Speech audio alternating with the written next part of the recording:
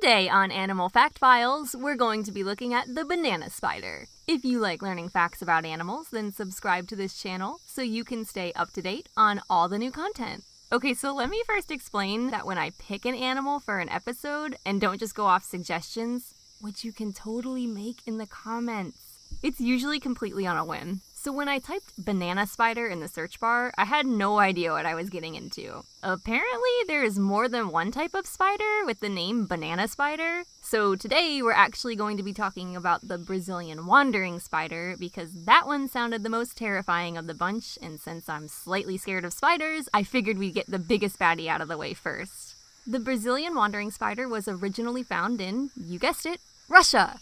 No, I'm totally kidding. They were definitely found in Australia, because everything deadly lives in Australia, right? Okay, no, I'm kidding again. Sorry. The Brazilian wandering spider can truly be found throughout South America and parts of Africa as well, Brazil being their place of discovery. The relation to the banana comes into play when considering that these spiders, on occasion, actually travel to other parts of the world via bananas.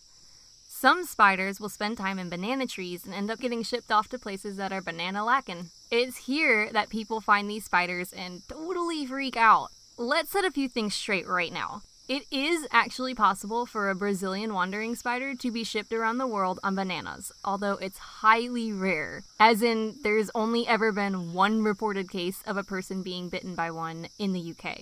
Also, one of the species of Brazilian wandering spiders has been classified as the most toxic spider in the world. Plus, there have been fewer than 20 deaths from Brazilian wandering spiders ever reported. Like, ever, in all of history.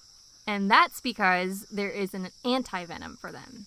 Also, a lot of times, the spiders seen traveling on banana plants are mislabeled as Brazilian wandering spiders and only later discovered to be another, similar-looking wandering spider, which is also called a banana spider.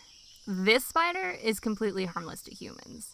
If you're still convinced your banana stowaway might be the big baddie herself, because female spiders are almost always larger than their male counterparts, here's what you would be looking for to identify it. Brazilian wandering spiders are actually pretty big. Their bodies are about 2 inches long and their legs can be up to 6 inches long. Considering most bananas aren't much longer than 10 inches, that would mean she would take up nearly all of your banana fruit. They're hairy and usually brown in color, some sporting scarlet-colored fangs as a warning to predators. When threatened, they raise up their front 2 legs to help show off their fangs even more. Let's take into consideration, though, typically it's not the spider herself you'll be seeing, but her egg sac. Something cool about these spiders is that they can actually decide when to fertilize their eggs, holding onto a sperm sac for up to a year before fertilization. Typically, she'll lay her eggs and guard them until they hatch. And even experts have a difficult time identifying an egg sac without having seen the spider that produced it. Considering the size of this arachnid, unless you find an egg sac that's half the size of a billiards ball, you're probably not dealing with a Brazilian wandering spider.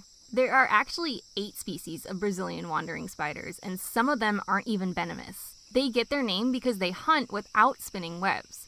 They're nocturnal hunters and ambush predators. They eat insects, other spiders, and even small rodents and reptiles. Male Brazilian wandering spiders will actually compete for a female, but the females can be extremely picky before selecting a mate. And if he doesn't leave her shortly after they mate, she eats him. She'll lay up to 1,000 eggs in her egg sac and, as I mentioned earlier, will guard them until they hatch. Most Brazilian wandering spiders will live to be about 2 years old. It's also been noted that these spiders don't live very well in captivity. My guess would be because they like to roam and would need a fairly large enclosure to stay stress-free. For more information on the the Brazilian wandering spider, feel free to browse through my citations in the description below. Let me know which animal you'd like to see next in the comments. Thank you for watching and give a thumbs up for more Animal Fact Files.